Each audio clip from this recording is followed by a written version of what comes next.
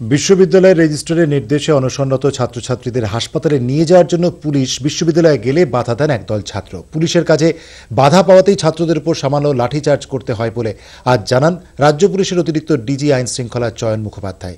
তবে এই লাঠি চালানোর ঘটনায় বিশ্ববিদ্যালয়ের কোনো ছাত্র আহত হননি বলে তিনি জানান। যখন এরা ঠিক মেন গেটের সামনে এরা বসেছিল, একটা মনে হয় তাঁবু খাটিয়ে আর কি, তাঁবু বা কোনো ধরনের একটা টেম্পোরারি স্ট্রাকচার ছিল, এবং সেখানে পুলিশ এদের যখন সরাতে যায় তখন হোস্টেল থেকে প্রায় 150 মতো ছাত্রছাত্রী এরা আসে এবং এরা এদের ঘিরে রাখে। এটা হবে প্রায় রাত 11:30টার পরে, প্রায় 12টা নাগাদ আর কি। এবং তারপরে ন্যাচারালি তো এদের তো পুলিশকে নিয়ে যেতেই হবে, এবং এদের ওখান থেকে নিয়ে যাওয়ার জন্যে যতটুকু বল প্রয়োগ দরকার করেছে। আমি এসপি এবং অ্যাডিশনাল এসপির সাথে কালকে রাত্রিবেলা আমি খবরটা পাই, আমি রাত্রিবেলা অ্যাডিশনাল এসপির সাথে কথা বলেছিলাম। মিনিমাম ফোর্স যতটা ইউজ করা হয় সেটা করেই এই 5 জনকে এমআর বাঙ্গুর হাসপাতালে পাঠানো হয়। যাদবপুর বিশ্ববিদ্যালয়ের সামনে কাল ঠিক কি ঘটেছিল? লাঠিচার্জ নাকি শুধুই বুঝিয়ে সুঝিয়ে অনশন ভাঙার চেষ্টা? আন্দোলনকারী ছাত্রছাত্রীদের উপর লাঠি চালানোর অভিযোগ সোজাসুজি অস্বীকার করেছে পুলিশ, কিন্তু আমাদের ক্যামেরায় উঠে এসেছে অন্য ছবি। বহু আন্দোলনের সাক্ষী গণতন্ত্রের পীঠস্থান এক রাজ্যে শান্তিপূর্ণ গণতান্ত্রিক আন্দোলন ভেঙে দেওয়ার ছবি স্রেফ লাঠি পেটা করে।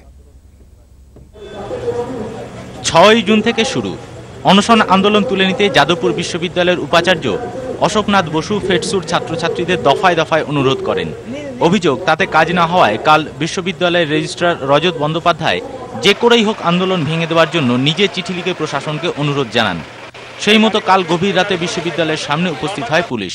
অনশনরত ছাত্রদের ডাক্তারি পরীক্ষার জন্য নিয়ে যেতে চায় তারা।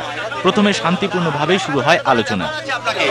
আপনি আপনার দ্বারা বক্তব্য রাখবে, আমাদের রেজিস্ট্রার বা ভাইস চ্যান্সেলর আপনারা কোনো চিঠি দিয়েছে কিনা সেটা আপনি দেখাবেন না। কিন্তু পরিস্থিতি দ্রুত পাল্টাতে থাকে।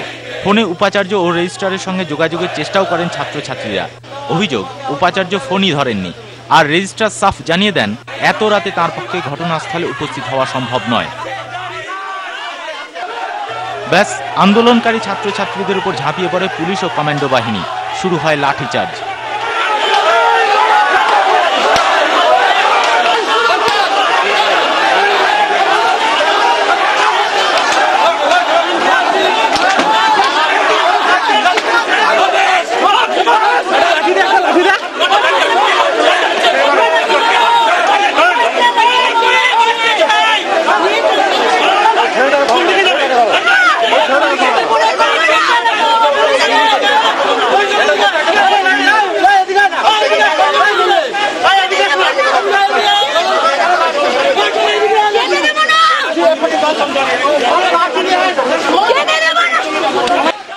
অনশনরত 6 ছাত্রকে এভাবে গায়ের জোরে এমআর বাঙ্গুর হাসপাতালে নিয়ে যায় পুলিশ।